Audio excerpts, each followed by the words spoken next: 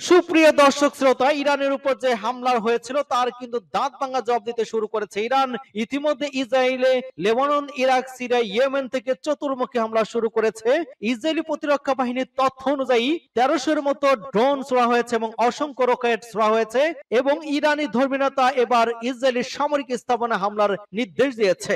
এই হামলা পাল্টা হামলা ইরান কি শেষ পর্যন্ত টিকে থাকতে পারে? এই সম্পর্কে আপনার মতামত কমেন্টস বক্সে লিখে জানান এবং শুরুতে থাকবে সংবাদ শিরোনামে বিস্তারিত। ইসরায়েলের কয়েকটি সামরিক ঘাঁটিতে হামলা চালালো হিজবুল্লাহ। আরো বিস্তারিত জানিয়ে দিব।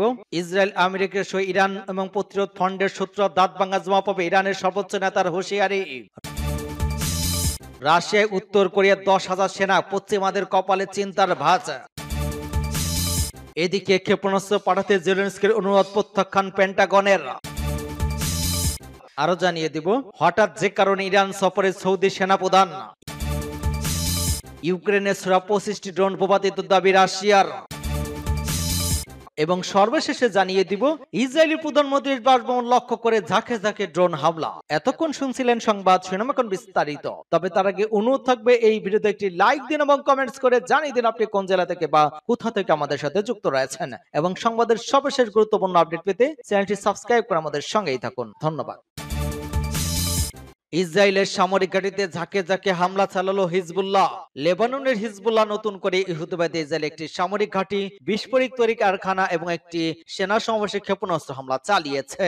এক বিবৃতিতে এই তথ্য জানিয়েছে হিজবুল্লাহ। ফিলিস্তিন এবং লেবানন জাতির সমর্থনে হিজবুল্লাহর প্রতিরোধ যোদ্ধারা অধিকৃত হাইফা শহরের দক্ষিণে আল খুদির এলাকায় বিস্ফোরক তৈরির কারখানায় ক্ষেপণাস্ত্র সাহায্যে আঘাত করেছে। পাসটুডের প্রতিবেদনে বলা হয়েছে ইসরায়েলের মিরন বিমান ঘাঁটি এবং মা আলিয়া গুলানির সামরিক ঘাঁটি ক্ষেপণাস্ত্র নিক্ষেপ করা হয়েছে। ক্ষেপণাস্ত্র হামলা পরপরই ওই দুই এলাকায় সতর্কতামূলক সাইরেন বেজে ওঠে। লেবাননের ইসলামী প্রতিরোধ যোদ্ধারা অধিকৃত কাইব সুবাই পার্বত্য এলাকায় ইহুদিবাদী সেনাদের একটি জমায়েত স্থলে ক্ষেপণাস্ত্র দিয়ে আঘাত করেছে। গত ২৩ সেপ্টেম্বর সকাল থেকে দখলদার ইসরায়েলি সেনাবাহিনী দক্ষিণ লেবাননের বিভিন্ন এলাকায় ব্যাপক আক্রমণ শুরু করেছে, এখনো চলছে। এরই মোকাবেলায় হিজবুল্লাহ ইহুদিবাদী ইসরায়েলি বিভিন্ন স্থানে হামলা চালাচ্ছে। এর ফলে দখলদার ইসরায়েলের ব্যাপক ক্ষতি হচ্ছে, সূত্র পাসটুডে। ইসরায়েল, আমেরিকা সহ ইরান এবং প্রতিরোধ ফান্ডের সূত্র দাঁত ভাঙা জবাব পাবে। ছাত্র সমাবেশে ইরানের সর্বোচ্চ নেতার হুঁশিয়ারি।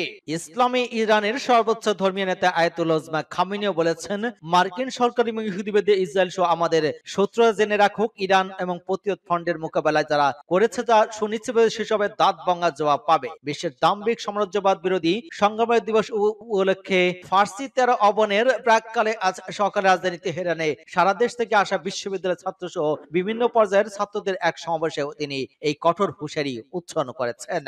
হাজার হাজার ছাত্রের ওই সমাবেশে সর্বোচ্চ নেতা বলেছেন, মার্কিন সাম্রাজ্যবাদের সঙ্গে ইরানি জাতির সংগ্রাম আমাদের প্রিয় জাতি এবং দেশের উপর মার্কিন সরকারের অবিচারপূর্ণ এবং নির্লজ্জ আধিপত্যকামিতা থেকে উদ্ভূত। তিনি এই প্রসঙ্গে বলেন, কোন কোন লেখক ইতিহাস লিখিত গিয়ে যখন কথা বলেন যে ইরান এবং মার্কিন সরকারের বিরোধ শুরু হয়েছে ১৯৭৯ সালের ৪ নভেম্বর বা ফার্সি ১৩৫৮ সনের ১৩ অবন তারিখ থেকে, তাদের এই বক্তব্য বাস্তবতা সম্পর্কে বিভ্রান্তিকর। মার্কিন সরকার নেতৃবৃন্দ ইরানের ইসলামী বিপ্লবের প্রথম থেকে বিপ্লবের আগে এবং পুরো বহুবছর আগ পর্যন্ত থেকেই ইরান জাতির সঙ্গে দ্বন্দ্ব জড়িয়ে পড়ে এবং যতটা সম্ভব ইরানি জাতির বিরুদ্ধে সব শক্তির ব্যবহারের চেষ্টা করছে। ইরানের সর্বোচ্চ ধর্মীয় নেতা আধিপত্যকামিতার মোকাবেলায় ইরানি জাতির বিগত প্রায় ৭০ বছর জুলুম বিরোধী সংগ্রামে ইসলামী জাতীয় বুদ্ধিবৃত্তিক এবং প্রজ্ঞাপন দিকের কথা উল্লেখ করে বলেন, এই সংগ্রাম মানবিক এবং আন্তর্জাতিক আইনের সঙ্গে সংগতিপূর্ণ এবং যৌক্তিকতা, নৈতিকতা এবং ধর্ম আর ইসলামী আইন এবং সংগ্রামকে সঠিক রোডম্যাপ অনুযায়ী ইরানি কর্মকর্তাদের পক্ষ থেকে কোনো ধরনের উদাসীনতা বা বিলম্ব ছাড়া অব্যাহত থাকবে। আর বিজয় মত্ততার এই পদে ইহুদিবাদী ইসরায়েল এবং মার্কিন সরকার ইরানি জাতির বিরোধী প্রত্যক্ষ পদক্ষেপের দাঁত ভাঙা জবাব পাবে সুনিশ্চিতভাবে। রাশিয়ায় উত্তর কোরিয়ার ১০,০০০ সেনা, পশ্চিমাদের কপালে চিন্তার ভাঁজ। রাশিয়া আনুমানিক ১০,০০০ সেনা পাঠিয়েছে উত্তর কোরিয়া। এসব সেনাকে প্রশিক্ষণ দিয়ে আগামী কয়েক সপ্তাহের মধ্যে ইউক্রেনের বিরুদ্ধে যুদ্ধে পাঠানো হবে, মার্কিন প্রতিরক্ষা দপ্তর পেন্টাগনে দাবি করেছে। কাতার ভিত্তিক সংবাদ মাধ্যম আল জাজিরা অনলাইন প্রতিবেদনে এই তথ্য জানানো হয়েছে। পেন্টাগনের মুখপাত্র সাবরিনা সিং সোমবার বলেছেন, রাশিয়ার উত্তরাঞ্চলের প্রশিক্ষণের জন্য উত্তর কোরিয়ার অন্তত ১০,০০০ সেনা মোতায়েন করা হয়। এর মধ্যে আনুমানিক ৩,০০০ সেনাকে ইউক্রেনের সীমান্তের কাছে পাঠানো হয়েছে। সাবরিনা আরো বলেন, ইতিমধ্যে সেনাদের একটি অংশ ইউক্রেনের কাছাকাছি। আমরা উদ্বিগ্ন যে এসব সেনাকে রাশিয়া ইউক্রেনের বিরুদ্ধে যুদ্ধে ব্যবহার করবে। এই নিয়ে দক্ষিণ কোরিয়ার প্রেসিডেন্ট ইয়ন সুক ইয়োল বলেন, উত্তর কোরিয়ার সেনা মোতায়েন আমাদের দেশের জাতি এবং নিরাপত্তা এবং আন্তর্জাতিক সম্প্রদায় উভয় হুমকির মুখে ফেলেছে। মঙ্গলবার তিনি রাশিয়া এবং উত্তর কোরিয়ার সামরিক সহযোগিতাকে অবৈধ হিসেবে উল্লেখ করেছেন। এর আগে সোমবার ন্যাটোর মহাসচিব মার্ক রুটে বলেছেন, উত্তর কোরিয়ার সেনা মোতায়েন ইউক্রেন সংঘাতে একটি উল্লেখযোগ্য উত্তেজনা বৃদ্ধি এবং রাশিয়া যুদ্ধের একটি বিপজ্জনক সম্প্রসারণ। তবে রাশিয়ার সেনা পাঠানো নিয়ে এখনো পর্যন্ত কোনো মন্তব্য করেনি উত্তর কোরিয়ার পররাষ্ট্র মন্ত্রণালয়। এছাড়া মস্কোয় রিপোর্ট করার শুরু দিক থেকে প্রত্যাখ্যান করা একে ভুয়া খবর হিসেবে উল্লেখ করেছিল। তবে রুশ প্রেসিডেন্ট ভ্লাদিমির পুতিন উত্তর কোরিয়ার সেনা পাঠানোর খবর প্রত্যাখ্যান করেনি, তিনি শুধু একে অভ্যন্তরীণ বিষয় হিসেবে উল্লেখ করেছেন।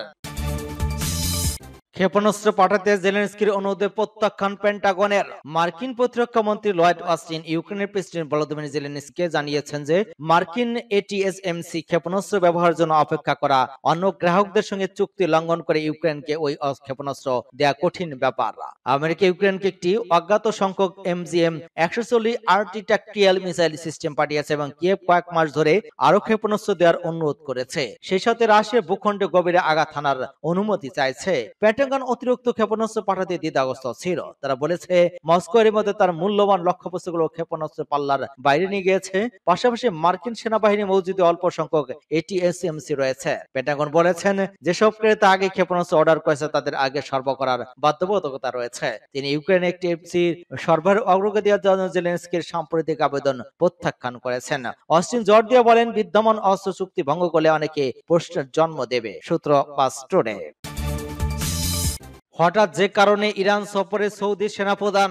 ইরানের রাজধানী তেহরান সফর করেছেন সৌদি সেনাপ্রধান ফাহাদ আল রুয়ালি। জানা গেছে প্রতিরক্ষা নিয়ে আলোচনার জন্য তার ওই সফর। ইরানের রাষ্ট্রীয় গণমাধ্যম জানিয়েছে, ইরানের সেনাপ্রধান মোহাম্মদ বাগেরির সঙ্গে বৈঠক করেছেন সৌদি সেনাপ্রধান। সৌদি এখনো ইসরায়েলের সঙ্গে সম্পর্ক স্থাপন করেনি, তবে আমেরিকার মধ্যস্থতা ইসরায়েলে ঘনিষ্ঠ হতে চায় রিয়াদ। গত কয়েক বছরে ট্রাম্পের মেয়ে জামাই জারেড কুশার সৌদি যুবরাজ মোহাম্মদ বিন সালমানের সঙ্গে এই নিয়ে একাধিকবার আলোচনা করেছেন। ইরানের রাষ্ট্রীয় গণমাধ্যমের তথ্য অনুযায়ী সৌদি সেনাপ্রধান রুয়ালি তেহরান উচ্চ পর্যায়ের সামরিক প্রতিনিধি দলের সঙ্গে বৈঠকে অংশ নিয়েছেন। তারা দ্বিপাক্ষিক সম্পর্ক এবং প্রতিরক্ষা বিষয়টি নিয়ে কথা বলেছেন। এর আগে গত বছর ইরান এবং সৌদি আরবের মধ্যে প্রতিরক্ষা সহযোগিতা এবং আঞ্চলিক উন্নয়ন নিয়ে আলোচনা করতে সৌদি প্রতিরক্ষা মন্ত্রী প্রিন্স খালিদ বিন সালমান আল সৌদের সঙ্গে ফোন আলাপ করেছিলেন বাগেরি। 2023 সালে চীনের মধ্যস্থতায় তেহরান এবং রিয়াদ 7 বছরের সংঘাত দূর করে সম্পর্ক পুনঃস্থাপন করে। ইউক্রেনের সূরা 25টি ড্রোন ভূপাতিত দাবি রাশিয়ার। মস্কোকে লক্ষ্য করে ইউক্রেনের সূরা 25টি ড্রোন ভূপাতিত করার দাবি করেছে রাশিয়া। এসব ড্রোন ইউক্রেনের শনিবার রোববার রাতে মস্কোকে লক্ষ্য করে ছুড়েছে বলে দাবি করা হয়েছে। মস্কোর মেয়র সের্গেই সোবিয়ান জানিয়েছিলেন, 2022 সালে ইউক্রেন রাশিয়ার যুদ্ধ শুরু হওয়ার পর এটাই রাশিয়ার রাজধানীতে সবচেয়ে বড় ধরনের হামলা। বার্তা আদান প্রদানের মাধ্যমে টেলিগ্রামে এক পোস্টে তিনি বলেছিলেন, সব মিলে 25টি ড্রোন ধ্বংস করা হয়েছে। এর আগে তিনি 22টি ড্রোন ভূপাতিত করার দাবি করেছিলেন। সের্গেই সোবিয়ান বলেছেন, বেশিরভাগ ড্রোন মস্কোর দক্ষিণে রমানস্ক এবং দোমারিকা অঞ্চলের দিকে যাচ্ছিল। স্থানীয় বিমানবন্দর কর্তৃপক্ষ জানায়, দোমাতোবা এবং বুকবংস্কে বিমানবন্দর সাময়িকভাবে ফ্লাইটটি বন্ধ করে দেওয়া হয়েছে। মস্কোর গণমাধ্যম জানিয়েছে, হামলার ফলে রামেনস্ক একটি গ্রামে আগুন লেগে বেশ কয়েকটি বাড়ি আগুনে পুড়ে গিয়েছে। খবরে বলা হয়েছে, রাশিয়ার মন্ত্রী পর্যায়ের সম্মেলনের জন্য সোচির ব্ল্যাক রিসোর্টে প্রায় 50টি আফ্রিকান দেশের কূটনীতিক এবং শীর্ষ পর্যায়ের কর্মকর্তা আতিথ্য দেওয়ার সময় ওই হামলার ঘটনা ঘটেছে। এদিকে ইউক্রেন বলেছে, রাশিয়া বোমা হামলা জবাবে এই হামলাগুলো চালানো হয়েছে। ইসরায়েলের প্রধানমন্ত্রীর বাসভবন লক্ষ্য করে ঝাঁকে ঝাঁকে ড্রোন হামলা। ইসরায়েলি প্রধানমন্ত্রী বেনিয়ামিন নেতানিয়াহুর সিজারিয়ান বাসভবন লক্ষ্য করে ড্রোন হামলার ঘটনা ঘটেছে। তবে ওই হামলা হতাহতের কোনো ঘটনা ঘটেনি বলে দাবি করেছে ইসরায়েলি প্রতিরক্ষা বাহিনী। ইসরায়েলি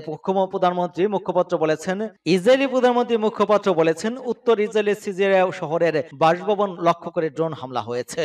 তবে যখন ওই হামলা চালানো হয়েছে তখন ওই ভবনে মিস্টার নেতানিয়াহু ছিলেন না। বার্তা সংস্থা রয়টার্সের খবরে বলা হয়েছে, উত্তর ইসরায়েল শহর সিজারিয়াতে ইসরায়েলি প্রধানমন্ত্রী নেতানিয়াহুর বাড়ি থেকে একটি ড্রোন হামলা চালানো হয়েছিল। যখন হামলাটি চালানো হয় তখন প্রধানমন্ত্রী নেতানিয়াহু ওই ভবন কিংবা এর আশেপাশে ছিলেন না। সামাজিক যোগাযোগ মাধ্যমে বিভিন্ন পোস্টে দাবি করা হয়েছে, হামলায় যে ভবনটি আঘাত এনেছে সেটি নেতানিয়াহুর বাড়ির অংশ। টাইমস অফ ইসরায়েলের এক প্রতিবেদনে বলা হয়েছে, হামলায় কোনো আহতের খবর পাওয়া যায়নি এবং প্রধানমন্ত্রী ওই সময় বাড়িতে ছিলেন কিনা তা স্পষ্ট নয়। ইসরায়েলের সেনাবাহিনী বরাদ্দে রয়টার্স বলেছে, লেবানন থেকে উৎক্ষেপণ করা হয়েছিল ড্রোনটি, তবে এটি অন্য কোনো ভবনে আঘাত হানে কারণে সেই ভবনটি কি ক্ষতি হয়েছে তাৎক্ষণিকভাবে তা স্পষ্ট হয়নি। এ সময় মোট 3টি ড্রোন ছোড়া হয়েছিল ইসরায়েলের দিকে, তবে ইসরায়েল আকাশ প্রতিরক্ষা ব্যবস্থা অন্য 2টি ড্রোন ইসরায়েলি ভূখণ্ডে প্রবেশের আগেই ঠেকিয়ে দেয়। ওই হামলা কোনো হতাহতের ঘটনা ঘটেছে বলে জানিয়েছে ইসরায়েলি প্রতিরক্ষা বাহিনী বা আইডিএফ। ইসরায়েলি অ্যাম্বুলেন্স সার্ভিস এবং পুলিশ বলেছে যে উপকূল শহর সিজারিয়া বিস্ফোরণ শব্দ শোনা গিয়েছে। সেই সিরিয়ার ইসরায়েলি প্রধানমন্ত্রী নেতানিয়াহুর হলিডে হোম বা অবকাশীন বাড়ি রয়েছে। তবে ওই হামলার পর তাৎক্ষণিক এর দায় স্বীকার করেনি ইরান সমর্থিত গোষ্ঠী হিজবুল্লাহ।